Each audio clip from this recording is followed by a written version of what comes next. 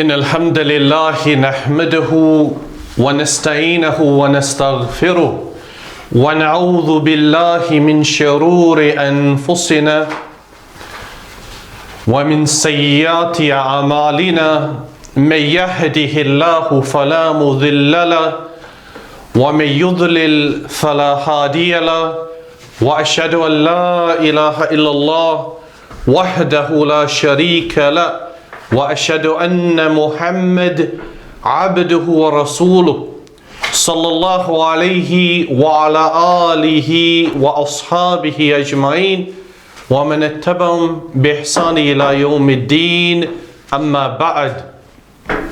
To proceed, today بإذن الله تعالى we will begin our studies of the classical text al-Ajrumiyyah on this day, which is the 23rd of Safar in the year 1439 after the Hijrah of the Messenger sallallahu alaihi wasallam, which corresponds to, John, what date is it today? The 12th of November 2017.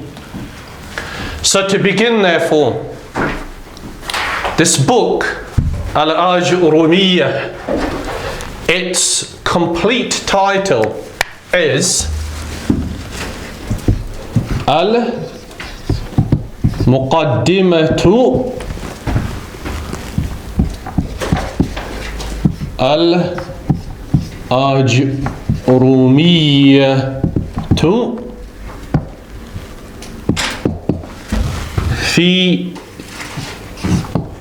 مبادئ علم العربية.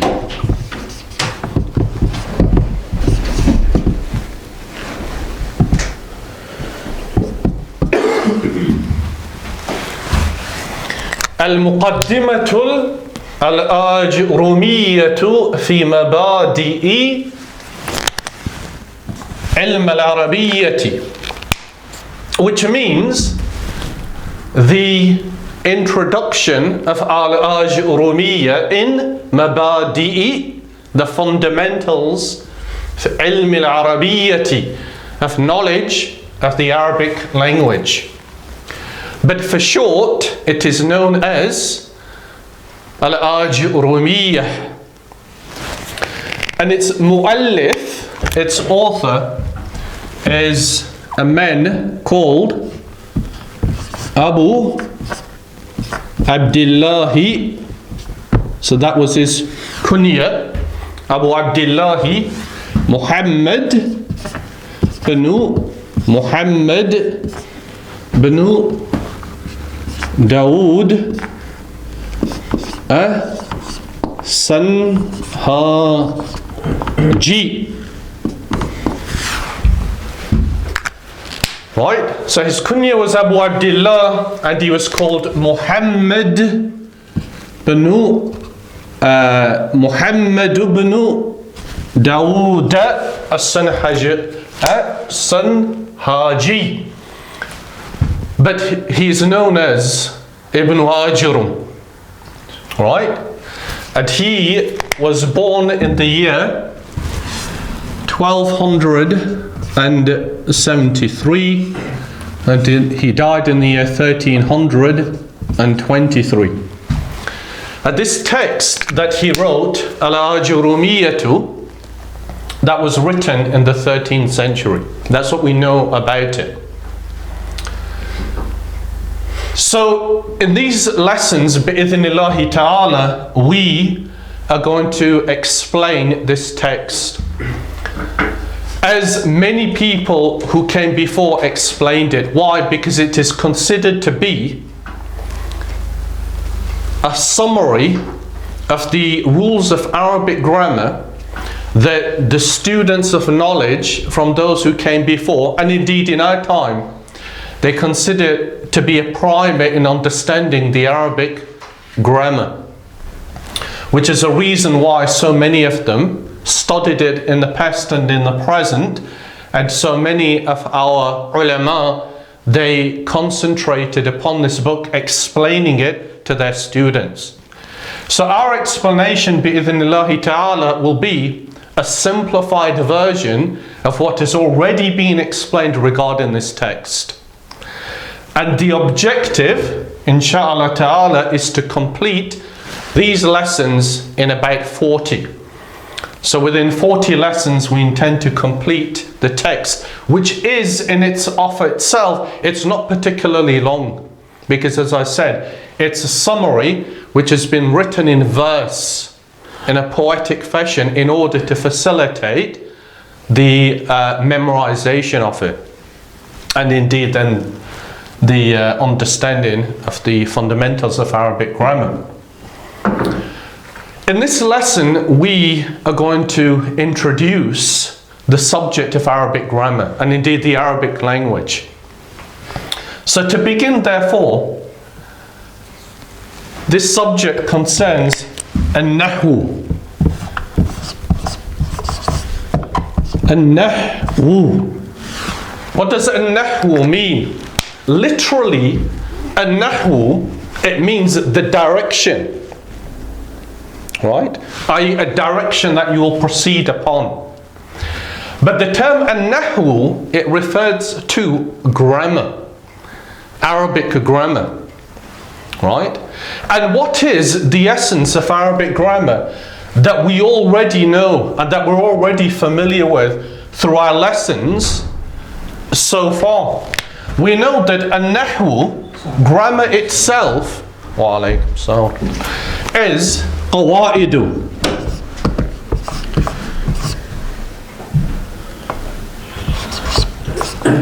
Qawaidu yu'rafu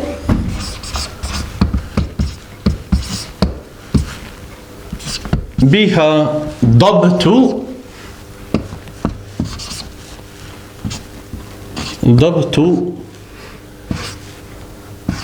آخر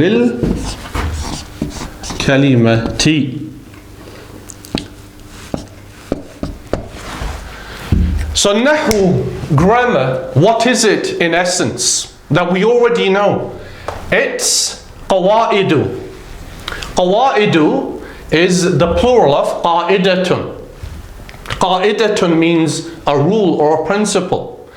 So it is qawaidu yu'rafu biha, it is known with it, yu'rafu biha dabtu, the correct akhir al-kalima, what goes on the end of al-kalima, that we already know, that we've already spent so long studying, right?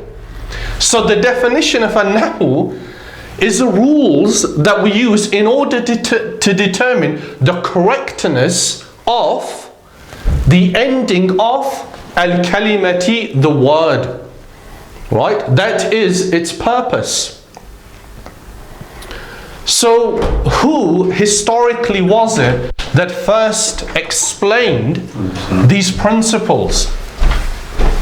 It's mentioned that there was a man during the time of Ali radiyallahu anhu who was called Aswad ad-Duwali radiyallahu anhuma.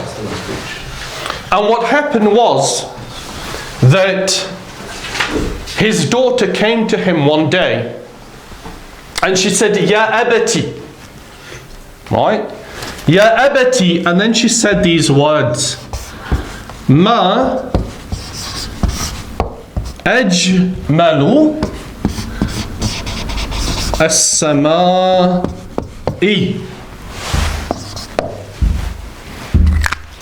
The daughter came to Abu al-Aswad ad-Duwali and she said, Ya abati ma ajmalu as-Sanhajee. So he said in response, he said, Nujumuha al-mutala'li'atu, which means, Ma ajmalu as-Sanhajee, what is the most beautiful thing, literally, in the sky?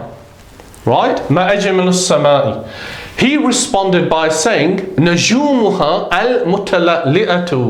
نجومها, which means نجومها, its stars. The ha referring to as-sama. Right? نجومها المتلألئة, which means shining. Right? In another narration, it was mentioned that he said, قمرها المنير. Its moon, al-muniru, which is radiant. Right? You follow? So the daughter came to Abu al-Aswad and she asked him this question. He responded what he did, either the stars that are shining or the moon which is radiant. Then she said to him, Ya abati, ma uridu as-su'al, or words to that effect. That, oh abati, I didn't want to ask you the question. Right? She said, innama uridu at-ta'ajjub, that I'm saying this out of ta'ajjub, wonder and amazement about how beautiful the sky is. So he said to her that you need to place a fatha upon the lam. Right? And then it becomes as-samaa. Now it's a statement. Right? You may be slightly confused because when I mentioned this initially, I said she asked him this question. But the reason why I said that is because that's how it becomes. It becomes a question. But in fact, she wanted to affirm a statement.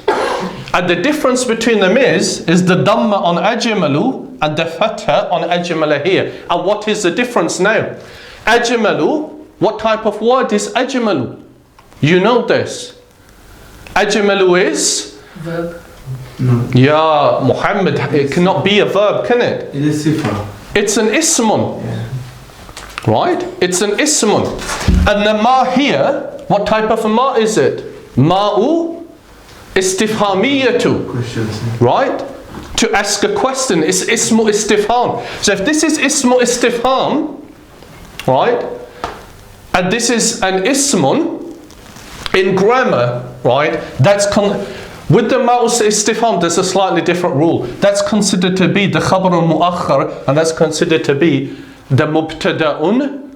That's khabarun muqaddam. The khabar has been brought forward, and that's the mubtada'un mu'akhar, the mubtada which is delayed. That can happen when you switch around the mubtada and the khabar, right?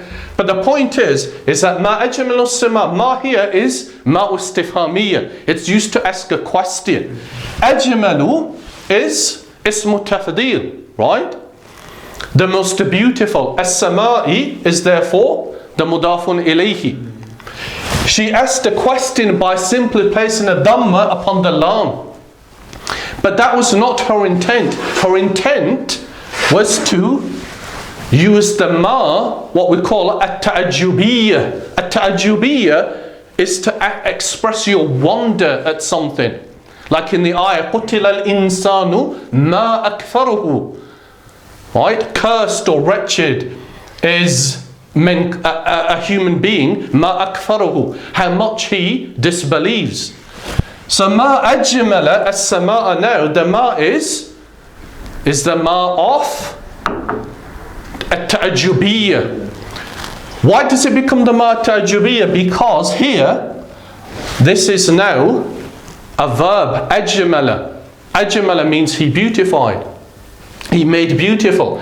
And as-samaa now becomes the maf'ulun bihi, which is why it's a mansubun. Right?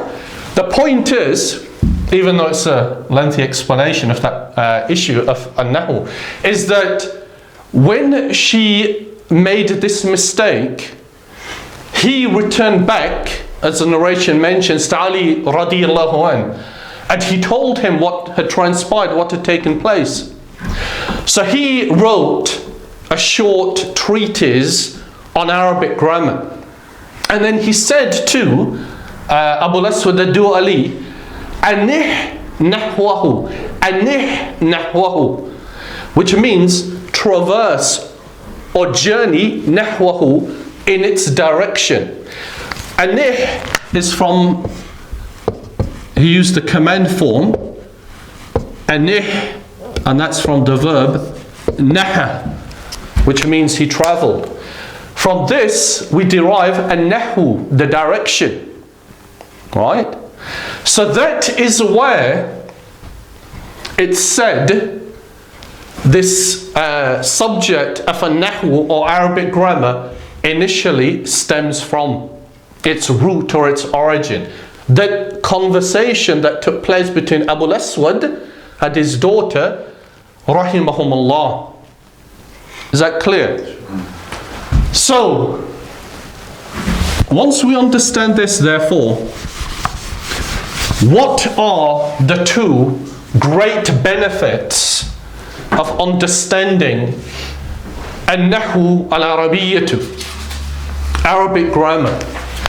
They can be summarized in 2 points. The first is صون اللسان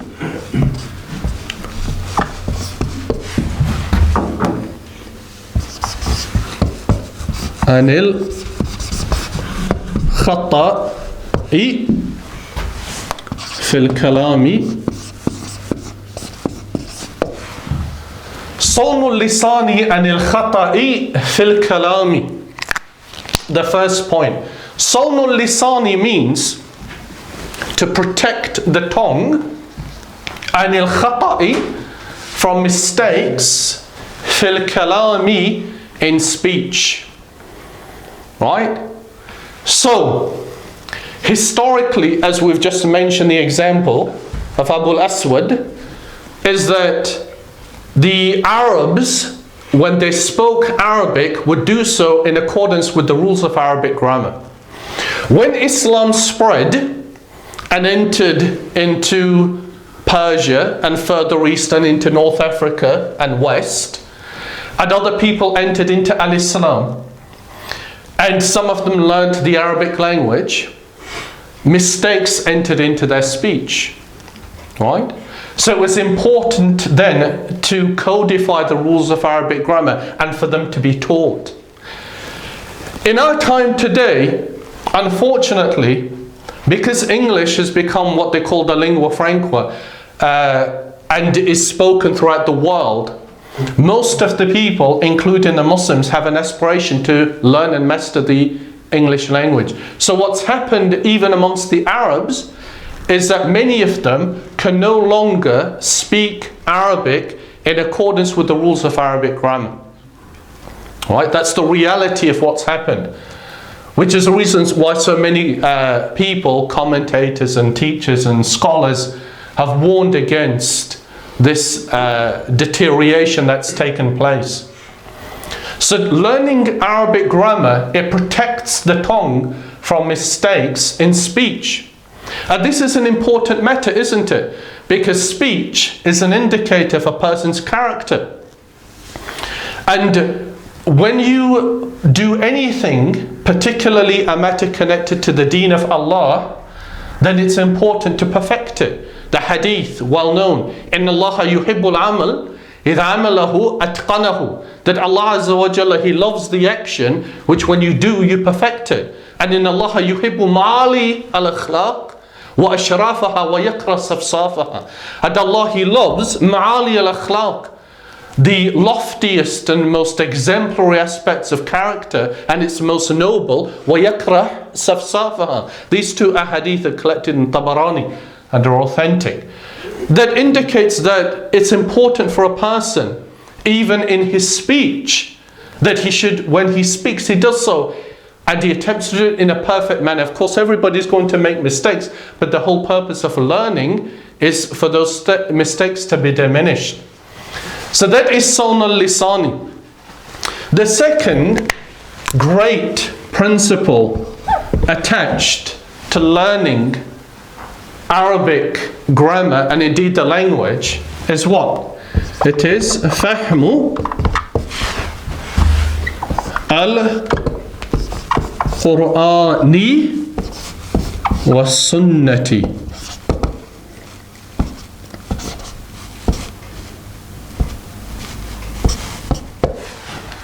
فهم القرآن والسنة,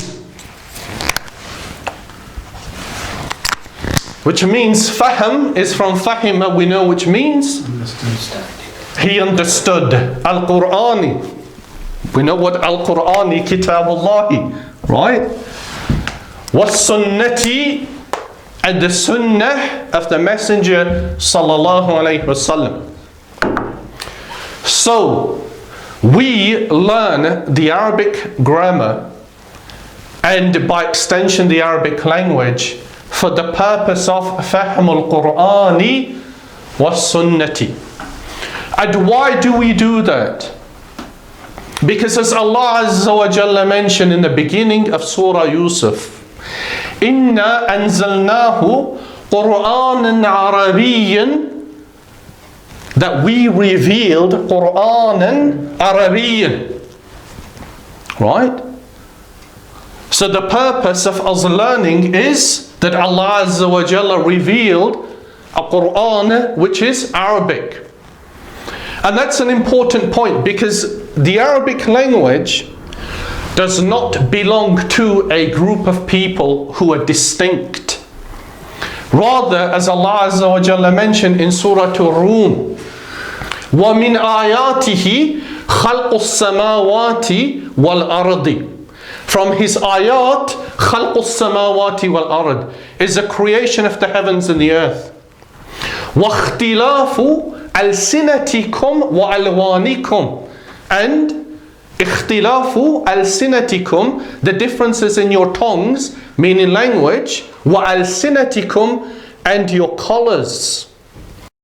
Right? So that is from ayatillah.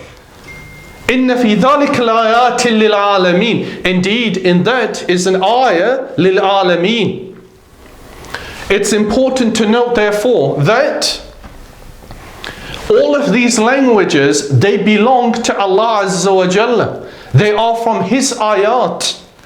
So particularly a Muslim, whether he is an Arab or a non-Arab, should not associate Arabic as the exclusive right of a particular group of people. Rather, it is for Allah Azza wa Jalla, because He revealed His book in it. Had Allah Azza wa Jalla revealed His book in a different language, as He selected for the previous scriptures, then we would have studied that too.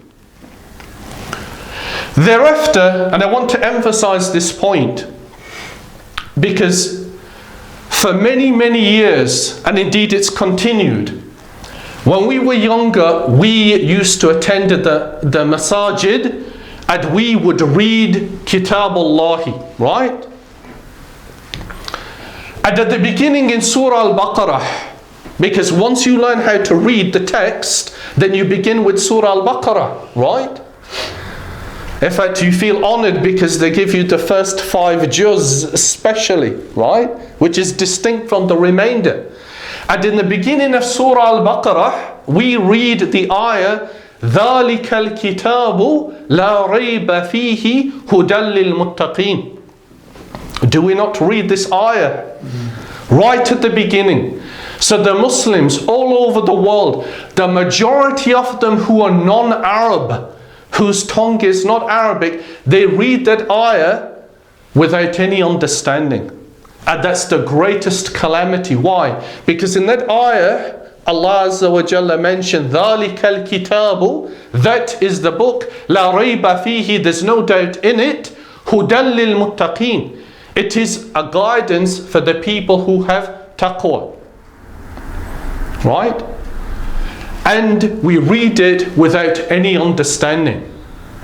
Thereafter, in Surah Al-Baqarah, later on, Allah Azza wa Jalla mentioned, وَلَمَّا جَاءَهُمْ كِتَابٌ مِّنْ عِنْدِ اللَّهِ مُصَدِّقٌ لِمَا مَعَهُمْ وَكَانَ مِنْ قَبْلُ يَسْتَفْتِحُونَ عَلَى الَّذِينَ كَفَرُوا فَلَمَّا جَاءَهُمْ مَا عَرَفُوا كَفَرُوا بِهِ. Allah Azza wa Jalla mentioned regarding the Israelites that وَلَمَّا جَاءَهُمْ كِتَابٌ مِّنْ عِنْدِ اللَّهِ, when a book came to them from Allah Azza wa Jalla, that they were waiting for. وَمِن قَبْلُ يَسْتَفْتِحُونَ لَلَّذِينَ كَفْرُوا. And before that, they used to seek victory from Allah against those who disbelieved. The Israelites would seek from Allah Azza wa Jalla victory against those people before Al-Islam, meaning before Al-Quran. We shouldn't say before Al-Islam, but before the revelation of Al-Quran and descending of the Prophet sallallahu alaihi wasallam. But then Allah mentioned, وَلَمَّا جَاءَهُمْ فَلَمَّا جَاءَهُمْ مَا رَفُوا. But when it came to them that which they knew, كَفَرُوا بِهِ. They disbelieved in it. Meaning that when it was revealed to the Muslims, those who entered into Al-Islam, they should have taken it. They should have taken it and acted in accordance to it, and not be like those who waited for it, and when it came to them, they disbelieved in it. And similar in Surah Al-Imran, وَمَا كَانَ لِبَشَرٍ أَنْ يُؤْتِيَ اللَّهُ الْكِتَابَ وَالْحُكْمَ وَالنُّبُوَّةَ ثُمَّ يَقُولُ لِلنَّاسِ كُونُوا عِبَادًا لِي مِن دُونِ اللَّهِ. Allah Azza wa Jalla said that it's not for a human being that when He gives to him al-kitab, the book, وَالْحُكْمَ وَالنُّبُوَّةَ, wisdom and prophethood, that He says to the people, Kunu ibadan li min dunillah, that you should worship me other than Allah. Rather, kunu, He says, kunu rabbaniin, that you should be scholars. Ar-Rabbaniin, bima kuntum tuallimun al-kitab wa bima kuntum tadrusun, because of what you used to teach from the book and what you used to study. We read this ayah in Surah Al-Imran where Allah Azza wa Jalla mentions that they should say to the people, or that they would say to the people, that kunu rabbaniin, bima kuntum tuallimun al-kitab wa bima kuntum tadrusun. Then further on in Surah Al-Imran, towards the end, Allah Azza wa Jalla mentioned, وَإِذْ أَخَذَ اللَّهُ مِيثَاقَ الَّذِينَ أُوتُوا الْكِتَابَ لَتُبَيِّنُنَّهُ لِلنَّاسِ وَلَا تَكْتَمُونَهُ. And then remember when Allah Azza wa Jalla took a covenant from the people who were given this book, who were given the book, لَتُبَيِّنُنَّهُ لِلنَّاسِ, that you're going to make this clear for the people, وَلَا تَكْتَمُونَهُ, and you're not going to conceal it. What did they do? فَنَبَذَهُ وَرَاءَ ظَهُورِهِمْ. They placed it behind their backs. وَاشْتَرَوْا بِهِ ثَمَنًا قَلِيلًا فَبِئْسَ مَا يَشْتَرُونَ. And then they purchased with it in a transaction a small price, and how evil was it what they did. And similar in Surah An-Nisa, Allah Azza wa Jalla mentions, أَفَلَا يَتَدَبَّرُونَ الْقُرْآنَ وَلَوْ كَانَ مِنْ عِنْدِ غَيْرِ اللَّهِ لَوَجَدُوا فِي اخْتِلَافٍ كَثِيرًا. That do they not have tadabbur, ponder and reflect over Al-Quran? وَلَوْ كَانَ مِنْ عِنْدِ غَيْرِ اللَّهِ, if it had been from other than Allah Azza wa Jalla, لَوَجَدُوا فِي اخْتِلَافٍ كَثِيرًا. They would have found in it many ikhtilaf, contradictions. And Allah Azza wa Jalla mentions Surah Al-Ma'idah, وَأَنزَلْنَا إِلَيْكَ الْكِتَابَ بِالْحَقِّ مُصَدِّقًا لِمَا بَيْنَ يَدَيْهِ مِنَ الْكِتَابِ وَمُهَيْمِنًا عَلَيْهِ. That we reveal to you the book in truth. مُصَدِّقًا لِمَا بَيْنَ يَدَيْهِ. It's an affirmation with that which came before it. وَمُهَيْمِنًا عَلَيْهِ. And it's a criterion over it. فَاحْكُمْ بَيْنَهُمْ بِمَا أَنزَلَ اللَّهُ وَلَا تَتَّبِعْ أَهْوَاءَهُمْ أَمَّا جَاءَكَ. So rule between them. Rule between the people with what Allah's revealed, and don't follow their desires away from what Allah's revealed from you. All of these ayat, their purpose is what? In order to clarify to the people that the Quran its purpose was in order to understand, to act in accordance to, and then to teach the people. That cannot be done except with learning the Arabic language. And then Surah An'am, Allah Azza wa Jalla mentioned, وَهَذَا كِتَابٌ أَنزَلْنَاهُ مُبَارَكٌ مُصَدِّقًا الَّذِي بَيْنَ يَدَيْهِ لِتُنذِرَ أُمَّ الْقُرَى وَمَنْ حَوْلَهَا. That we revealed this book which is Mubarak.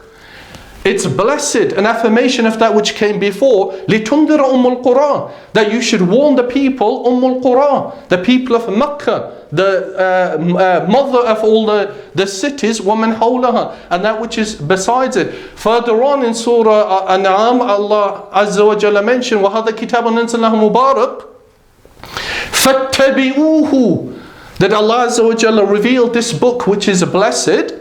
فَاتَّبِعُوهُ, so follow it. وَاتَّقُوهُ لَعَلَّكُمْ تُرْحَمُونَ, and then have taqwa of Allah Azza wa Jalla لَعَلَّكُمْ تُرْحَمُونَ. Then Allah Azza wa Jalla, He mentioned, أَن تَقُولَ يَوْمَ الْقِيَامَةِ إِنَّا كُنَّا إنما أنزل الكتاب على طائفتين من قبلنا وإن كنا عن دراستهم لغافلين. Lest you should say on Yawm al-Qiyamah, addressing the mushrikun, that this book was revealed to those who came before, meaning the Jews and the Christians. وَإِن كُنَّا دِرَاسَتِهِمْ لَغَافِلِينَ, and we were unaware of their studying of this book. So in order that you don't say that to Allah Azza wa Jalla, He revealed the book to you. أو تقولوا لو أن أنزل علينا الكتاب لكنا أهدى منهم, or lest you should say that if it had been given to you, then you would have been upon greater guidance with those who came before. And then in Surah Al-Anfal, Allah Azza wa Jalla mentioned, إِنَّمَا الْمُؤْمِنُونَ الَّذِينَ إِذَا ذُكِّرَ اللَّهُ وَجِلَتْ قُلُوبَهُم, that the believers are those who, when ذُكِّرَ اللَّهُ وَجِلَتْ قُلُوبَهُم, their hearts, it trembles. وَإِذَا تُلِيَتْ عَلَيْهِمْ آيَاتُهُ زَادَتْهُمْ إِيمَانًا, and when His ayat revealed to them, زَادَتْهُمْ إِيمَانًا وَعَلَى رَبِّهِمْ يَتَوَكَّلُونَ, and then upon their Lord they have tawakkul. And in Surah Al-Isra, Allah Azza wa Jalla mentioned, إِنَّ هَذَا الْقُرْآنَ يَهْدِي لِلَّتِي هِيَ أَقْوَمُ وَيُبَشِّرُ الْمُؤْمِنِينَ الَّذِينَ يَعْمَلُونَ الصَّالِحَاتِ أَنَّ لَهُمْ أَجْرًا kabira, that indeed this Quran, it guides to that which is better, aqwam. وَيُبَشِّرَ الْمُؤْمِنِينَ, and it gives glad tidings to the believers, أَنَّ لَهُمْ أَجْرًا حَسَنًا, أَنَّ لَهُمْ أَجْرًا كَبِيرًا, that they will have a great reward. And in Surah Yunus, Allah Azza wa Jalla mentioned, Ya Yunus qad ja'atkum maw'idhatun min rabbikum wa shifaa'un lima fi sudur, that O mankind, there has come to you maw'idhatun min rabbikum, an admonition from your Lord, wa shifaa'un lima fi sudur, and a cure for that which is in your hearts, wa hudan wa rahmatun lil mu'mineen, and a guidance and a mercy for those people who are the believers. قُلْ, say, بِفَضْلِ اللَّهِ وَبِرَحْمَتِهِ فَبِذَلِكَ فَلْيَفْرَحُوا هُوَ خَيْرٌ مِمَّا يَجْمَعُونَ. So say, بِفَضْلِ اللَّهِ وَبِرَحْمَتِهِ, by the bounty and the mercy of Allah, خَيْرٌ مِمَّا يَجْمَعُونَ, it is better than everything that they collect. Meaning that what Allah Azza wa Jalla gave you from Al-Quran and what it contains, from the shifa, the cure for what is in your hearts, and guidance and mercy and all of these matters, خَيْرٌ مِمَّا يَجْمَعُونَ, it's better than everything else that they've collected in the life of this world. And there are many, many other ayat where Allah Azza wa Jalla mentions the virtue and the blessing of Al-Quran. But all the guidance and the blessing and the bounty and the cure, all of these matters cannot be acquired unless a person has knowledge of the Arabic language. And then in addition to that, the correct tafsir of the ayat. But the point is, the first aspect is that the individual must learn the Arabic language. So it is not acceptable, therefore, that millions upon millions of Muslims all over this planet, they read the book of Allah every year, at least during Ramadan, if not outside of Ramadan, and they don't derive the benefit that's contained within the words of Allah Azza wa Jalla. That is the greatest calamity. Why? Because it's in the hadith well known of Umar ibn al-Khattab radiyallahu anh, in Sahih Muslim. He said, إِنَّ اللَّهَ يَرْفَعُ بِهَذَا الْكِتَابِ أَقْوَامًا وَيَضَعُ بِهِ آخِرِينَ, that indeed Allah Azza wa Jalla yarfa'u, He raises by this book أَقْوَامًا, groups of people, وَيَضَعُ بِهِ آخِرِينَ, and He lowers or debases another group of people. And in the narration of Darimi, he said, radiyallahu an, إِنَّ اللَّهَ يَرْفَعُ بِهَذَا الْقُرْآنِ أَقْوَامًا, that indeed Allah Azza wa Jalla, He raises with this Quran groups of people and debases others. So if you look at the condition of the ummah during our time today, which isn't hidden from any person, we can see quite clearly who Allah Azza wa Jalla has raised and given ascendancy and authority, and who has been debased. And unfortunately, as in the ayah in Surah Al-Furqan, where Allah Azza wa Jalla mentioned, وَقَالَ الرَّسُولُ يَا رَبِّي إِنَّ قَوْمِ اتَّخَذُوا هَذَا الْقُرْآنَ مَهْجُورًا. The ayah where the messenger said, Ya Rabbi, my Lord, inna qawmi, indeed my people, ittakhadhu hadha al-Qur'ana, they took this Qur'an mahjura. Mahjura means abandoned. It's al-halu of ittakhadhu, meaning they took it by abandoning it. And unfortunately, that is a condition of so many amongst the people in our time today, from amongst those who claim allegiance to al-Islam. Thereafter, as-Sunnah, Allah Azza wa Jalla mentioned in Surah An-Nahl, وَأَنزَلْنَا إِلَيْكَ الذِّكْرَ لِتُبَيِّنَ لِلنَّاسِ مَا نُزِّلَ إِلَيْهِمْ وَلَعَلَّهُمْ يَتَفَكَّرُونَ.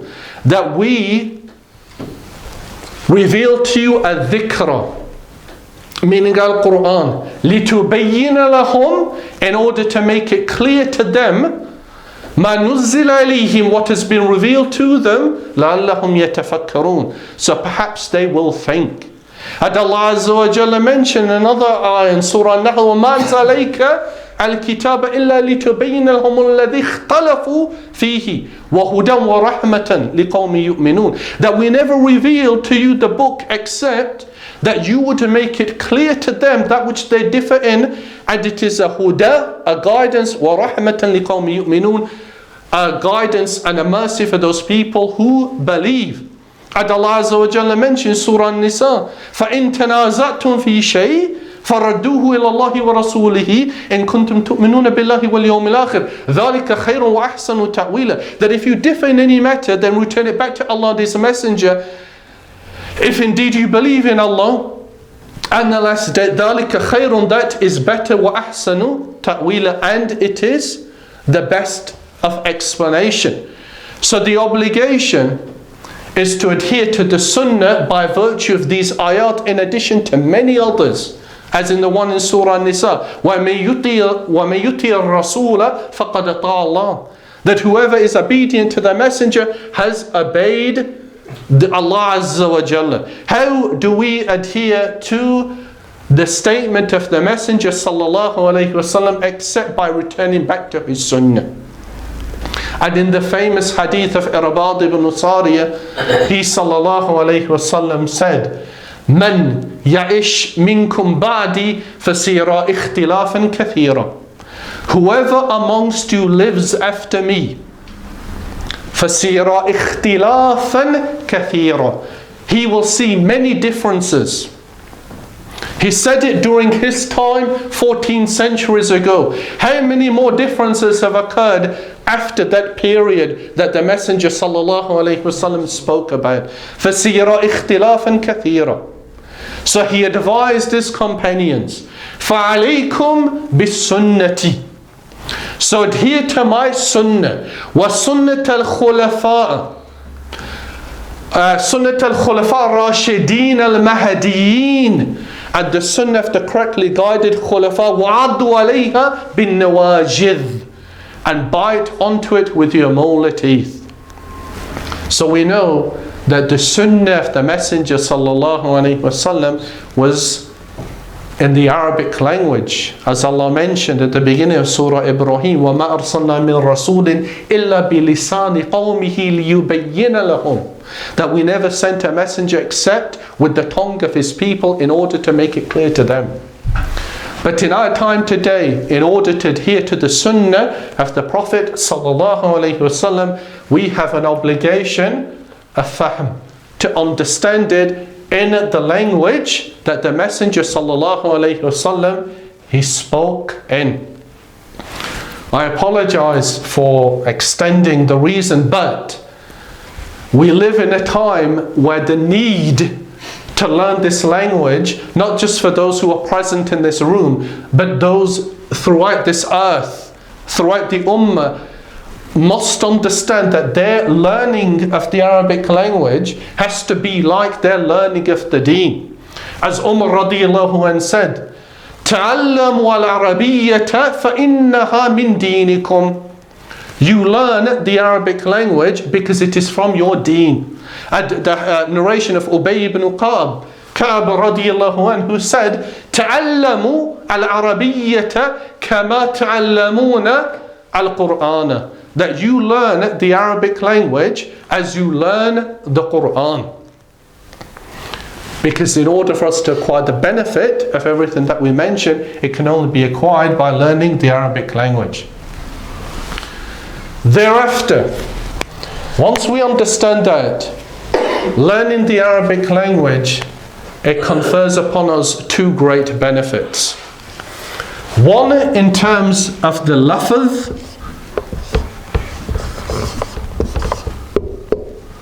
al-lafdhu, and the second is in terms of al-ma'na, the meaning. So, al-lafdhu, when a person speaks the Arabic language, it's important that he does so in accordance with the rules of Arabic grammar. Particularly for those people who are involved in a da'wah to, addressing the people. There's nothing more unpleasant when an individual stands in front of the others and then he speaks Arabic, whether it's during the course of a khutbah or a muhadara, a lecture, or a maw'idha, an admonition, and he does what we call a lahan, commits mistakes in his speech. And there's a famous incident that occurred with Sayyid ibn Salam radiyallahu anhu, who was one of the people of knowledge from the Salaf. He mentioned an interesting incident. He said, دخلت على Rashidi, that I have entered upon Harun al-Rashid, who was a great Khalifa. And he said, radiyallahu anhu, or rahimahullah, that فَبَحَرَنِي حَيْبَةً وَجَمَالًا, that I was overwhelmed by the aura of that man and his beauty. Right? So I entered upon him, دخلت على رشيدي فبحرني حيبة وجمال. I was overwhelmed by his beauty and the aura surrounding him. فَلَمَّا لَحَنَ خَفَّ فِي عَيْنَيَّ. But when he made a mistake in his speech, خَفَّ فِي عَيْنَيَّ, he was reduced in my sight. Right? That was the level of al-hirs, or concern, those who came before had. Now that doesn't mean, of course, and it's important, that you never therefore speak because you're afraid of making a mistake and therefore you're going to be considered to be foolish amongst the people. There is none amongst us except that he will make a mistake, but the purpose is to encourage you to remove as many of those mistakes as possible. In addition to that, it's well known, the statement, اثنان في الناس لا يتعلمان أبدا, that two types of people will never learn. Al-mustahi wal-mutakabbir, the one who is shy and the one who is arrogant. The one who is shy because he's afraid to speak or to approach, and the one who is mutakabbir because he feels that he already has knowledge of the matter. In terms of al-ma'na, the meaning, Arabic grammar helps us to understand the meaning of what is said or what is written. And we've already, through our lessons, appreciated how useful it is to understand. So we know, therefore, that the fa'ilun is always marfu'un, and the maf'ulun bihi is always mansubun. So if we want to express that Zayd hit Amr, because the grammarians always use these two individuals, Zayd and Amr. So if we want to express that Zayd hit Amr, we say ضرب زيد عمرا. right, ضرب زيد عمرا. ضرب زيد عمرا. Zaydun being the fa'ilun, and Amran being the maf'ulun bihi. So if I ask you therefore, express that statement that Zayd hit Amr, and you say ضرب زيد عمرا, we say قد أصاب. قد أصاب في قوله, that he